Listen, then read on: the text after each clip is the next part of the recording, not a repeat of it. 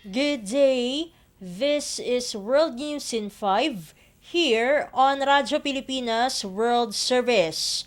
The foreign ministers of Greece and Turkey will push to revive high-level contacts between their countries and seek so-called new approaches to problems as part of efforts to improve ties between the two North Atlantic Treaty Organization or NATO allies that are embroiled in decades-old disputes. Discussions between Greece's Georgios Gerapetritis and Turkey's Hakan Fidan were held in a friendlier climate triggered by Greece sending assistance to Turkey following a devastating earthquake earlier this year and Turkey offering condolences after a deadly train accident in Greece. The meeting came as Ankara is seeking a reset of its often troubled relations with Western nations. It also follows a rare meeting between Turkish President Recep Tayyip Erdogan and Greek Prime Minister Kyriakos Mitsotakis on the sidelines of a NATO summit in Vilnius in July. It is noted that Mitsotakis and Erdogan would meet again on the sidelines of the United Nations General Assembly in New York on September 18, followed by a meeting of high-level officials in October. The sides would also hold talks on a series of confidence-building measures and revive a stalled high-level cooperation council meeting.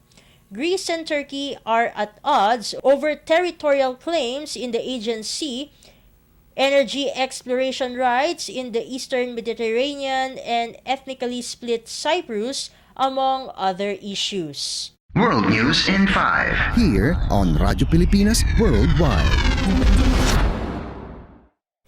In other news overseas, the government of new Thai Prime Minister Shreta Thavisin was sworn into office by King Maha Vajiralongkorn.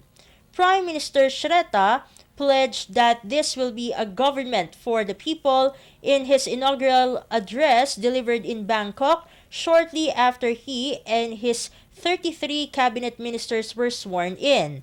He said he would formally unveil his policy agenda next week.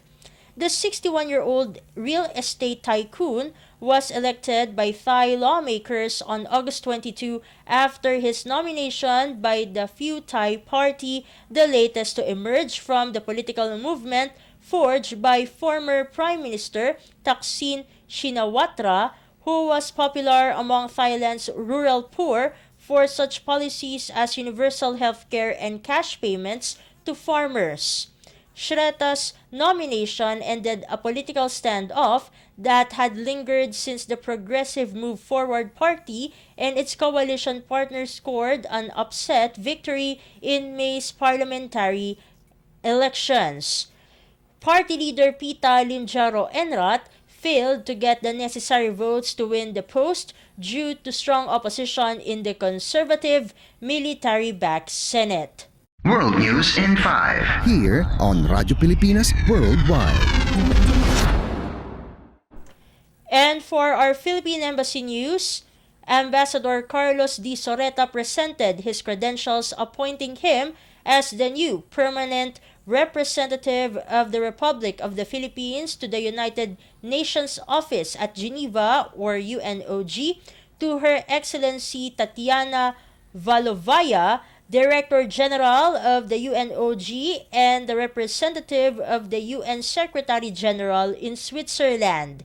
During the call, Ambassador Soreta conveyed to the Director General the good wishes of Philippine President Ferdinand R. Marcos Jr. and Foreign Secretary Enrique A. Manalo. He then assured Director General Valovaya of the Philippines' continued meaningful and active participation in the work of the United Nations Office at Geneva, particularly in the fields of disarmament, human rights, climate change, disaster risk reduction and humanitarian assistance, and migration and development.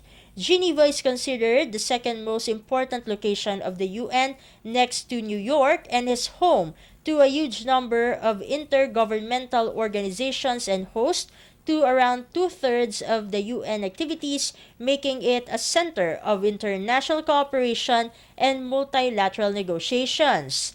Prior to Ambassador Soreta's appointment as permanent representative, he had been serving as Undersecretary for Multilateral Affairs and International Economic Relations of the Department of Foreign Affairs or DFA. World News in 5. Here on Radyo Pilipinas Worldwide. And that concludes today's edition of World News in 5. For Radyo Pilipinas World Service, this has been Steph Vicente. Good day and stay safe, everyone. World News in 5. News and developments making headlines around the world in 5 minutes. World News in 5. Here on Radyo Pilipinas Worldwide.